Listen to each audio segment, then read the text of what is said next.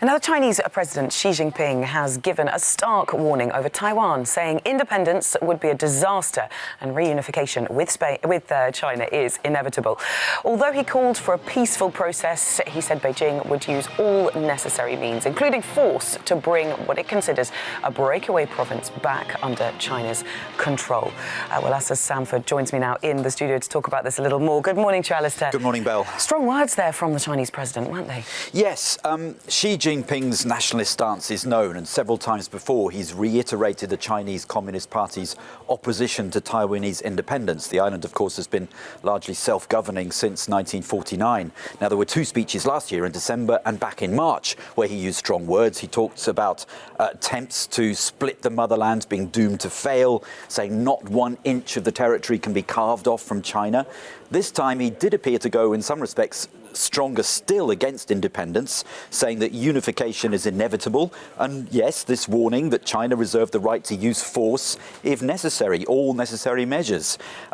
He said that Taiwanese independence was at a dead end, that Taiwanese relations were part of China's domestic politics, and he warned against foreign interference. At the same time, there's evidence of a certain carrot and stick approach, if you like, because he did call for peaceful reunification and dangled this idea of a one country, two systems model that's been compared, of course, in the past to Hong Kong, for instance, although there's doubts over that, given that China seemed to have reneged on promises concerning human rights. But Xi Jinping did say that a future system would respect the Taiwanese people's private assets, religions, beliefs, and legitimate rights. And what about the timing of this? Why is Xi Jinping saying this now?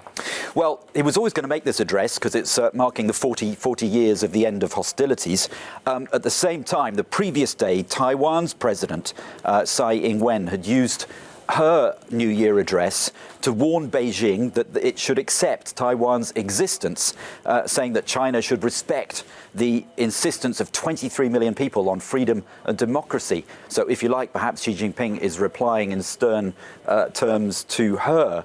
And he's also perhaps looking to exploit the Taiwanese president's political weakness, because Tsai Ing-wen's political party suffered a setback in regional elections last year. The four largest cities came out in favor of candidates supporting closer ties with China. So some analysts say it could be that Xi Jinping is looking to use Taiwanese domestic politics to lever towards unification. Now, Tsai Ing-wen says the results of that don't affect its desire for sovereignty, but Beijing's view is clearly that the separatist stance of Taiwan is damaged. Certainly, China's been increasing the pressure on Taiwan since Tsai took power in 2016. There have been military patrols, there have been an aircraft carrier sent, for instance. Taiwan is one of Asia's freest societies, but right now it's perhaps shaping up to be one of Asia's potentially biggest flashpoints. Now, 2 African migrants who were trying to cross the border into Spain have been found by police hidden inside a pair of mattresses. Cindy is in our cube, and she's got more on this story, haven't you, Cindy? We have. Migrants have been trying desperately any way they can to make it to Europe. And we have this shocking video showing you what 2 young men have been trying to do just across the Spanish border. Take a look at this. So this is video that the Spanish Civil Guard officials inspecting a mattress on top of a car. This is at a border crossing. So they bring the mattress to the ground, and everything appears to be normal. This video was posted by a Spanish senator, and the authenticity of the video, as well as the events that happened, have been confirmed to the Cube by the Civil Guard. So the Guard, you can see them here, opening up the mattress, and look at what they find inside. They find a young man, a migrant, who's looking dazed and confused. And this isn't all. I'm just going to scroll through this video really quickly, fast forward, and you can see that they check another mattress, this one here. And look, they do the same thing. Border officials cutting it open, and inside they find another young man. According to the Civil Guard, they tell us that these men paid a smuggler so that they could hide in the mattresses and attempt to get over to the other side of the Spanish border. Now, this was recorded on Sunday in the Spanish city of Melilla. Melilla is located here. It's an enclave of Spain. It's located in North Africa. Now, Spain itself, it has been seen as the last best hope for a lot of these migrants who are trying to get over to Europe after other countries such as Italy and Malta have really crack down on immigration.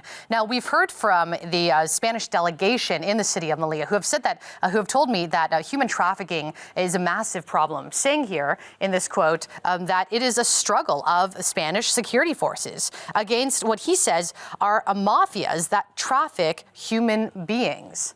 I'm being told that these two men, they were found to be in good health, and they are currently being processed at a temporary immigration center. And this is just another example of how people have been desperately trying to make it to Europe. Now, despite attempting to reset the agenda with a New Year's video message calling for unity over Brexit, Theresa May, the British Prime Minister, is facing the same problems as 2019 dawns. The postponed vote on her Brexit deal still faces apparently insurmountable arithmetic, and Parliament is as divided as ever. So what options does she have, and what do the coming weeks hold? Well, to talk about that a bit more, I'm joined now from London and Westminster by our reporter Luke Hanrahan. Good morning to you, Luke. How much has the Prime Minister been working away behind the scenes over the Christmas period?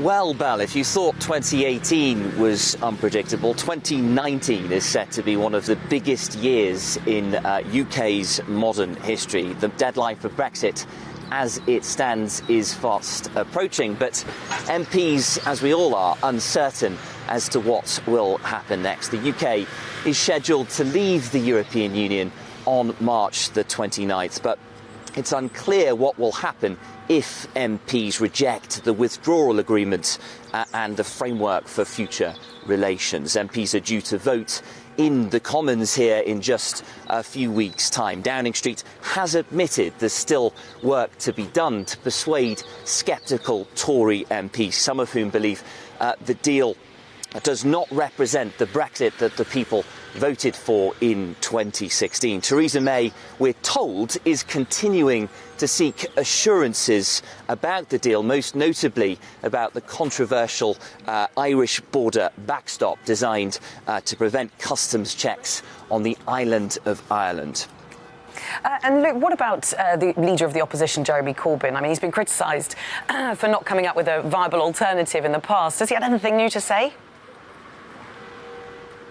Well, Labour has warned that the uncertainty over Brexit has plunged the country into crisis, and the agreement wouldn't satisfy either Leave or Remain voters.